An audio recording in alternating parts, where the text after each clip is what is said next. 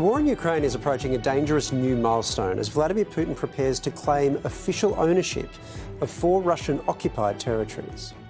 7 months of war, tens of thousands dead, 14 million displaced. And tonight, the Kremlin is declaring victory.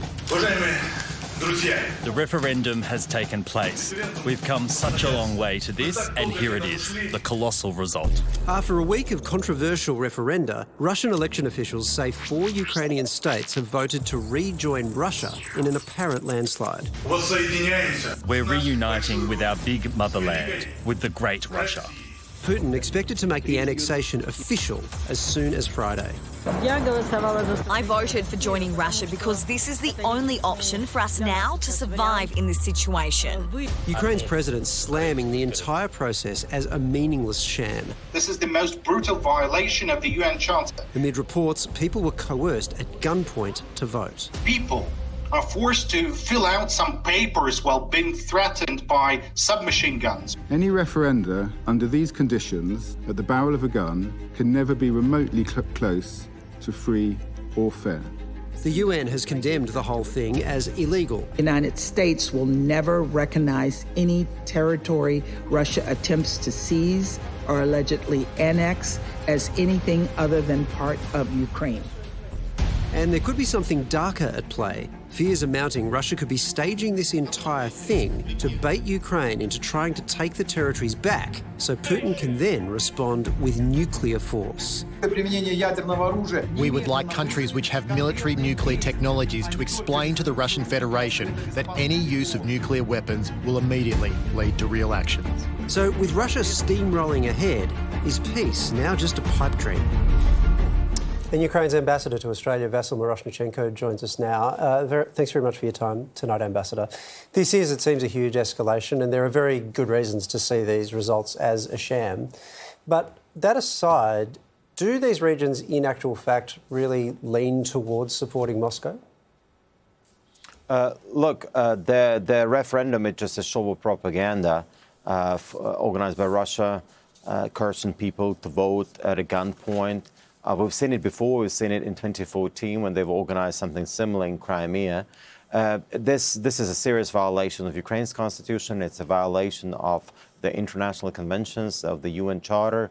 And Ukraine has every right to reclaim its territory and will continue fighting to liberate Ukraine. Do these regions becoming a part of Russia itself, albeit according to Putin, change how Ukraine fights this war?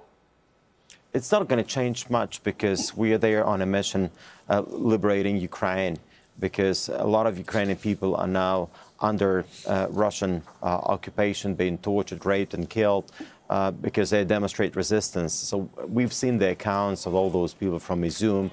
Most likely this is what's happening in Kherson and Zaporizhia and other parts of Ukraine under the Russian occupation.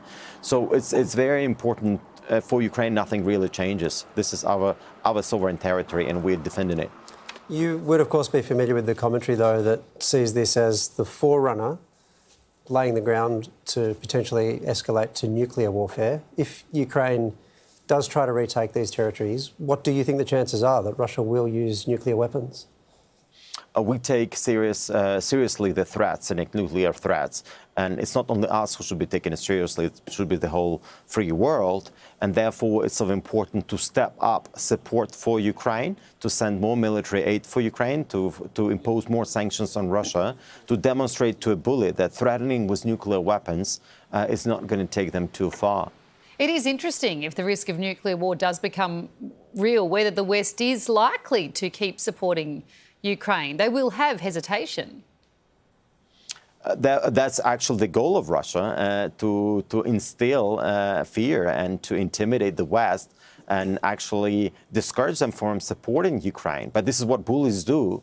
Once Russia has failed in Ukraine completely, they haven't been able to achieve the targets they set for 7 months ago. They now try to annex territory and claim victory.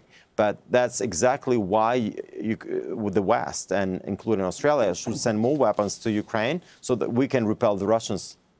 Sure, but I suppose the thing is that it necessarily changes the equation, doesn't it? You say nothing has changed on your part, but if you were to resist and Russia really was to use those nuclear weapons, then the consequences of that would be catastrophic. And so would that mean it would be unwise for you, even though you might be justified, but it would be unwise for you to try to claim back those regions? It's the will of the Ukrainian people. 90% of Ukrainians believe we're going to win the war, and they believe that we must liberate Ukraine, all the territories, Zaporizhia, Kherson, Donetsk, Luhansk, and Crimea. We need to restore Ukraine's sovereignty. And this is what the Ukrainian president is communicating to the world, because this is the will of the Ukrainian people. What is important now is to actually provide more support for Ukraine and stand up to the bully. Because if the bully is capable of intimidating everybody with nuclear threats, the bully will have a bigger appetite to go to other countries, invade other countries, and actually just do what the bully wants, because the bully is threatening to use nuclear weapons. I mean, that's giving them their justification just because they threaten nuclear weapons. There are many other countries which have nuclear weapons. What if they start annexing different territories and invading other countries because they have nuclear weapons? Where the world is going to go? Totally understand that analysis. That makes perfect sense. But it does become a problem if it's not just a threat, right? Do you at least concede that what you're saying there really depends on this being some kind of bluff? Look, we take the threat seriously, and the world should take it seriously. It's definitely probably not a bluff, but at the end of the day, there is always a chance it's a bluff, right? So at the end of the day, what Russia wants the West to stop providing military aid for Ukraine. And this is what bullies want, because they need time to regroup, to use it as an operational pause, to resupply their troops, rotate them on the ground, and mount another attack on Ukraine and on Kyiv. So they are now just buying time by using nuclear weapons. Therefore, it's so important for Ukraine to continue with its campaign liberating Ukraine, because now is a momentum, and you've seen how well we performed in Kharkiv region, how we've been able to liberate the land. Therefore, it's now we have an upper hand in this. We just have to carry on. Ambassador, thank you. We always appreciate your time. Thanks a lot.